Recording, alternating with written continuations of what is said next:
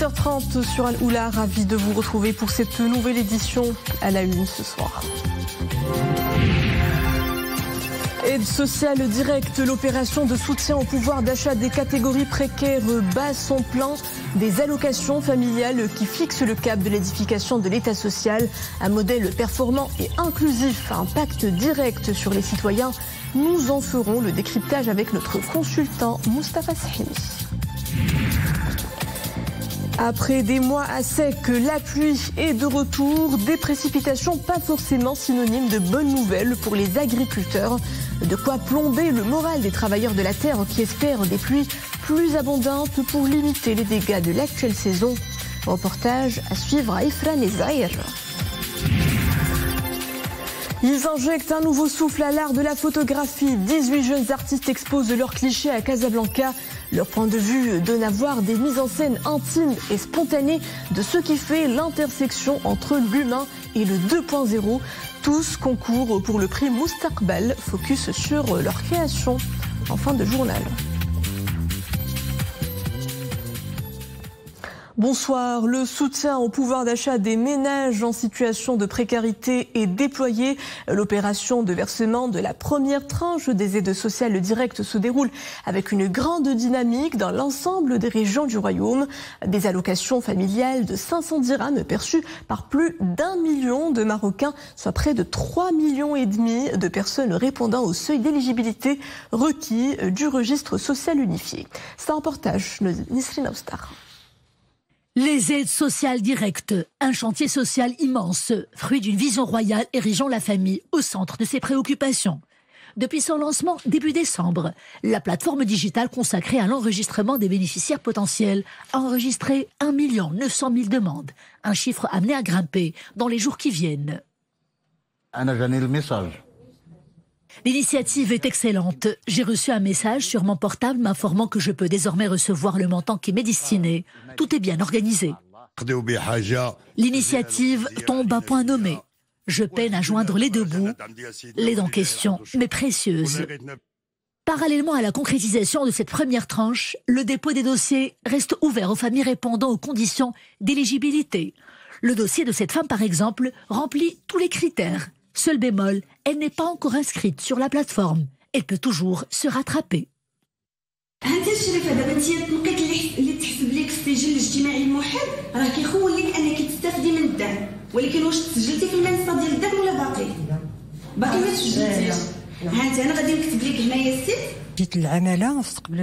Les points qui sont à mon actif me permettent de bénéficier de ces aides. Mais pour les obtenir, je dois d'abord effectuer l'inscription nécessaire en ligne. Nous recevons plusieurs personnes dont les indicateurs liés à leur situation sociale confirment leur éligibilité, mais qui doivent d'abord accomplir les formalités administratives nécessaires. Nous les orientons bien sûr et nous répondons à toutes leurs interrogations. 2023 aura représenté une année charnière dans le processus de mise en œuvre des chantiers de l'État social. Qu'il s'agisse de la généralisation de l'AMO, de l'aide sociale directe destinée aux familles en situation de précarité ou alors de l'aide pour l'acquisition du logement principal. Le décryptage dominical de l'actualité de la semaine, toujours en compagnie de notre consultant, le professeur de droit et politologue Moustapha Sahini. Bonsoir. Bonsoir.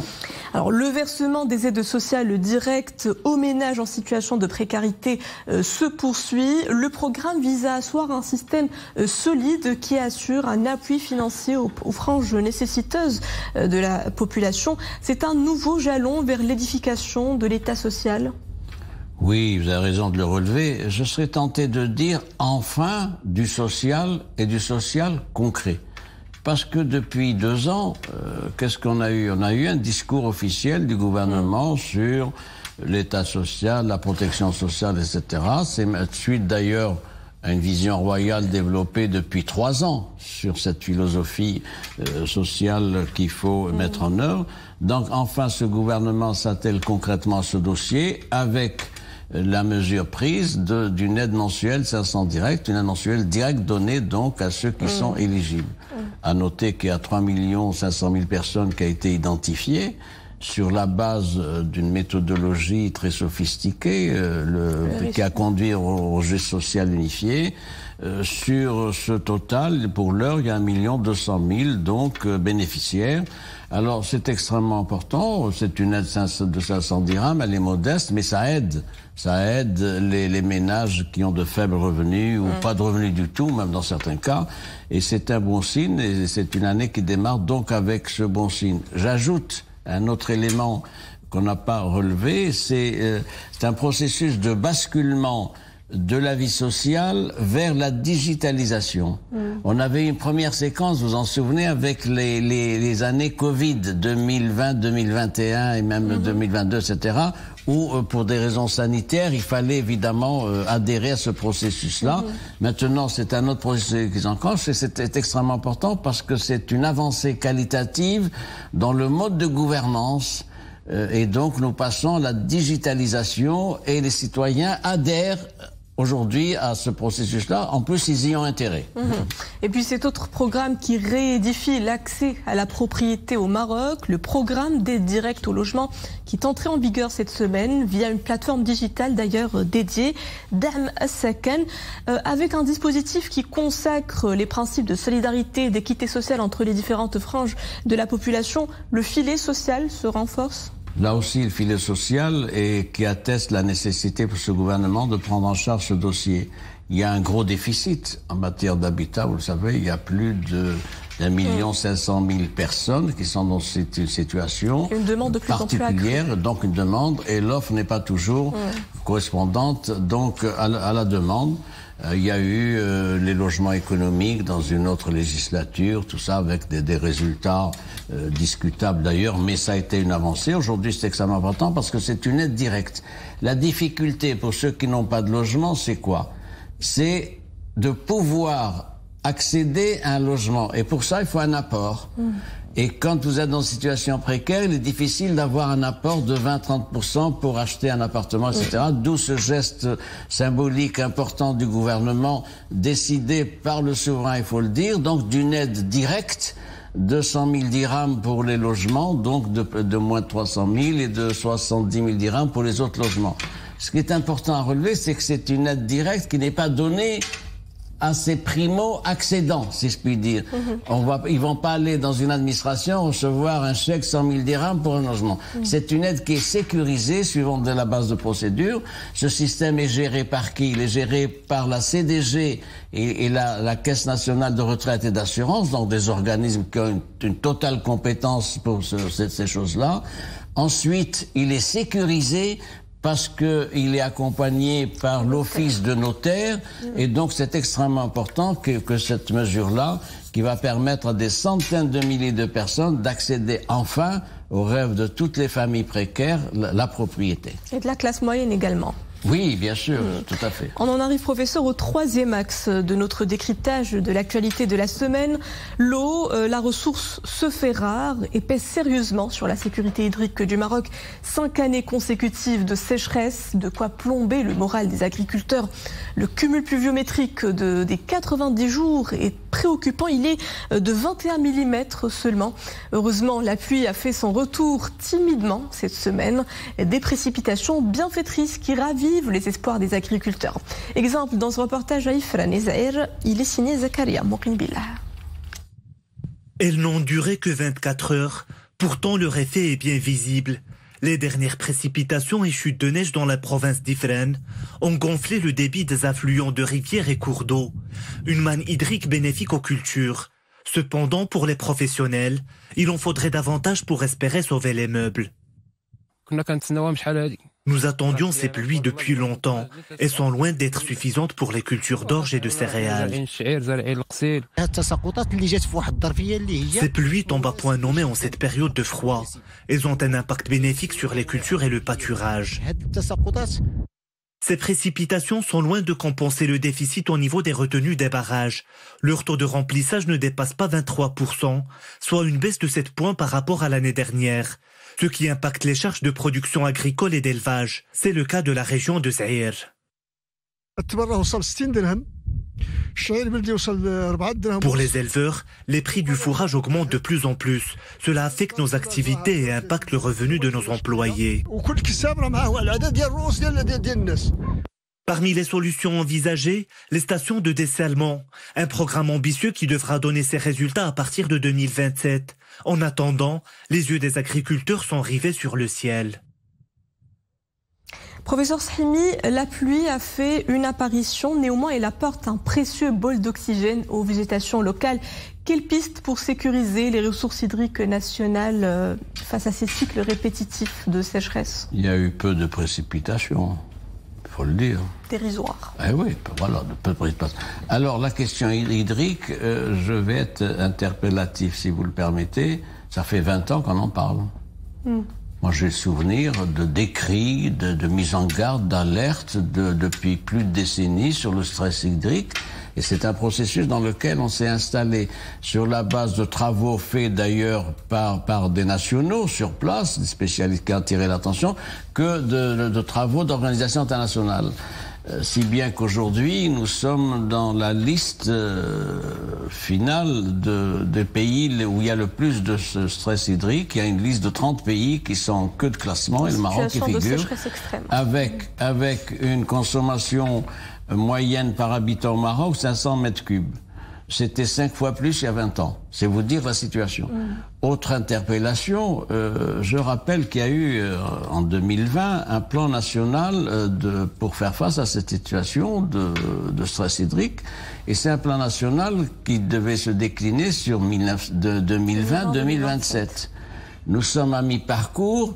On ne peut pas dire qu'il y ait des résultats probants qui étaient obtenus dans cette mobilisation contre le stress hydrique. Il faut espérer aujourd'hui qu'enfin, pour la deuxième période, on en mette le paquet, si je puis dire, et c'est le cas. C'est le cas, pourquoi? Parce que il y a deux manières, dans la prospective, il y a deux manières de réformer. Il y a la réforme par la prospective, c'est-à-dire des projections à venir, et il y a la réforme par le choc.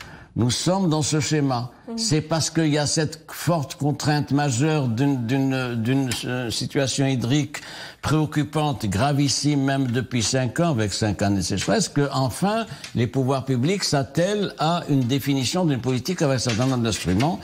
C'est extrêmement... Alors, il y a des principes, évidemment, c'est bien, il faut les appliquer. Qu'est-ce qu'il faut? Il faut une autre gouvernance secteur de l'eau, mais ça on le sait depuis longtemps. Il faut une culture de l'économie de l'eau, mais ça aussi tout le monde en parle depuis des années. Et puis une gestion des nappes, ça c'est nouveau, une gestion des nappes phréatiques avec des compteurs intelligents qui vont mesurer l'utilisation ou la surutilisation des nappes phréatiques par des gros utilisateurs. Ça c'est quelque chose d'innovant qu'il faut relever.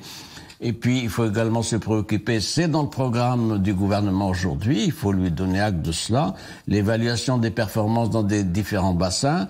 Enfin, il y a aussi l'utilisation des eaux, ce qu'on appelle les eaux non conventionnelles, qui sont de deux catégories, le dessalement et la réutilisation des eaux usées. Voilà un grand problème qui est posé aujourd'hui à l'économie nationale en particulier. Et à l'aube de cette nouvelle année, on peut aussi évoquer les perspectives de la cause nationale. Les paramètres du règlement de la question du Sahara marocain sont bien fixés en vertu de la dernière résolution du Conseil de sécurité des Nations Unies 2703 qui proroge pour une année le mandat de la MINURSO tout en consacrant la prééminence de l'initiative marocaine d'autonomie. Un nouveau succès de la diplomatie marocaine, doublé d'une dynamique économique et sociale dans les provinces du Sud. L'instance onusienne consacre également le cadre des tables rondes avec ses 4 participants en tant que voix unique pour mener le processus politique.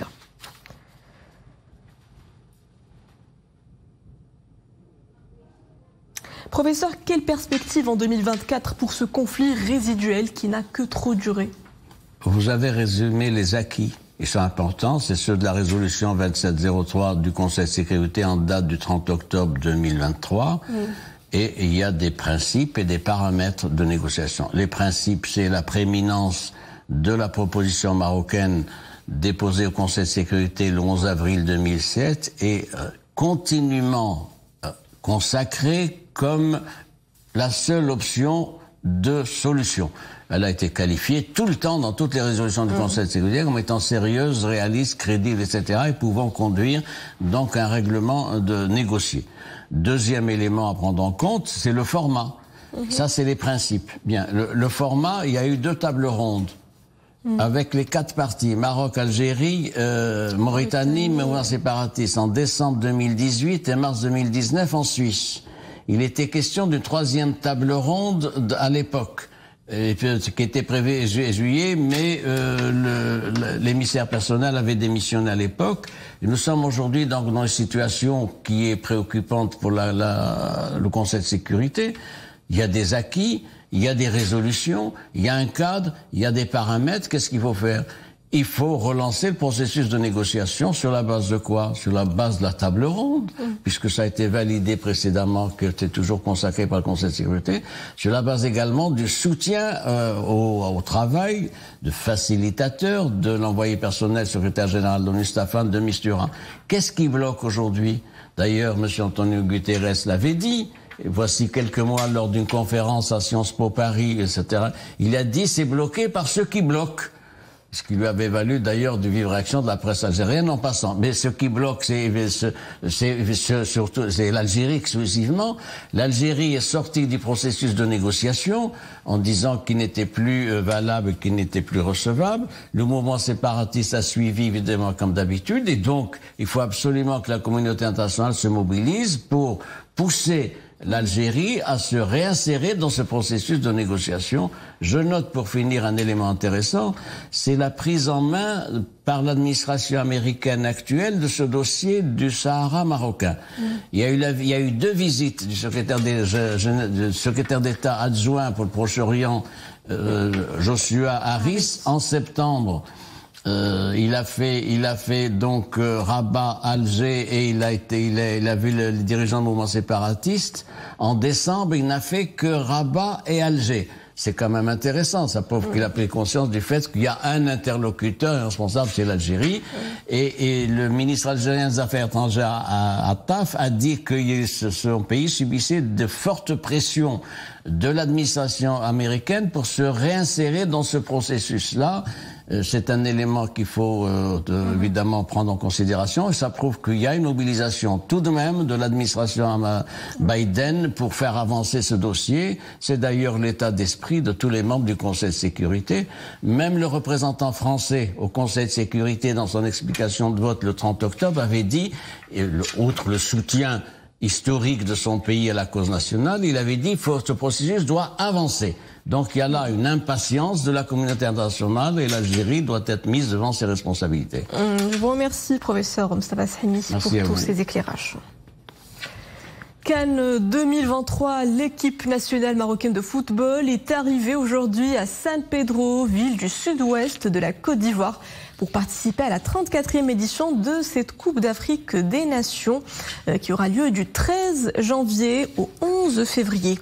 Vous le voyez sur ces images, la sélection nationale qui a quitté le royaume ce matin disputera la phase de poule de la CAN Côte d'Ivoire dans la ville de San Pedro, logée dans un groupe F aux côtés des sélections de la République démocratique du Congo, la Zambie et la Tanzanie. Selon la Fédération royale marocaine de football, en prévision de cette 34e CAN, les Lions de l'Atlas disputeront finalement un match de préparation face à la sélection sierra-léonaise. Ce sera le 11 janvier en remplacement du match face à la Gambie, programmé initialement le 7 janvier. Ce déplacement a été précédé d'un stage de préparation qui a débuté lundi dernier au complexe Mohamed VI de football avec plusieurs séances d'entraînement. À l'issue de ce marathon de préparation, le 11 national se montre prêt à décrocher un résultat positif. Écoutons ces déclarations. Mais globalement, si on doit parler de 2 ou 3 joueurs qui sont arrivés avec des blessures, on a le reste du groupe qui se comporte très bien et qui est déjà à l'entraînement de façon assez intense. On a Hakim Ziyech qui est arrivé avec une petite blessure de l'ischio, mais là, il est en rééducation avec nous. Ensuite, on a le capitaine Romain Saïs qui avait fait une entorse de cheville il y a maintenant le 20 décembre. Tout le monde nous attend, même si le coach dit qu'on fait pas partie des favoris, on sait au fond de nous-mêmes qu'on en fait partie. Voilà, il y a quelques équipes qui sont sont pressentis pour pouvoir le faire, mais on sait qu'il n'y a aucune vérité dans le football. La seule vérité, c'est le terrain. Donc, on sait qu'on a attendu, on est prêt à ça et Inch'Allah, on va montrer un très très beau visage du Maroc en Côte d'Ivoire. Je vais donner tout pour les peuples marocains et j'espère de faire grand chose. Non, ça c'est... Je pense pas, j'essaie de donner tout pour mon équipe, de faire les choses que j'aime bien faire et comme ça, faire de grandes choses et d'aider à l'équipe. Maroc équestre, le trophée souffle cette année sa 17e bougie, un hommage exceptionnel aux meilleurs cavaliers, cavalières et chevaux de 2023. Lors d'une cérémonie organisée hier soir à Rabat, événement placé sous le thème « Le galop des étoiles, les lumières sur la piste ». Une belle reconnaissance aux efforts des encadrants, entraîneurs et directeurs de piste, ces hommes de l'ombre qui hissent haut les couleurs nationales au niveau international, continental et arabe. Victor.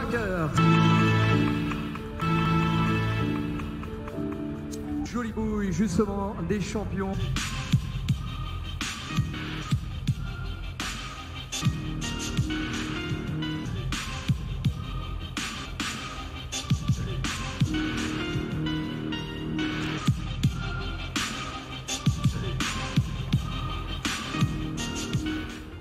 C'est désormais un rendez-vous traditionnel et attendu de la scène artistique, le prix Moustaqbal, un concours de création contemporaine institué par la fondation TGCC de Casablanca en 2020. Pépinière de jeunes talents, le concours a permis de révéler au grand public les étoiles montantes de la jeune génération contemporaine au Maroc. Pour cette 3e édition, ce sont les photographes qui sont mis à l'honneur. On peut voir leurs travaux actuellement à la galerie Artorium du Grand Casablanca. Moustapha Ouda, Reda Fejah et Dominique Orlando.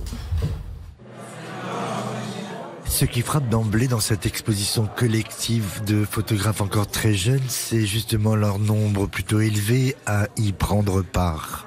Un appel à candidature nationale a été lancé il y a à peu près 6 mois.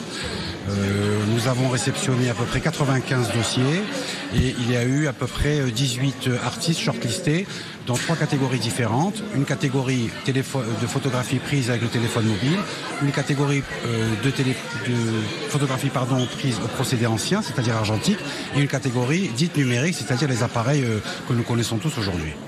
En ligne de mire pour chacun des artistes retenus, une réflexion commune autour du thème intersection humain 2.0.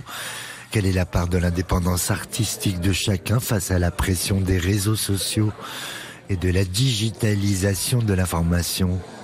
Ça fait un grand plaisir d'être à côté des photographes qui sont déjà des amis et ça fait plaisir de voir qu'on donne de l'importance à la photographie marocaine et que ça évolue jour par jour. Moi, je fais plutôt la photographie argentique que je développe moi-même.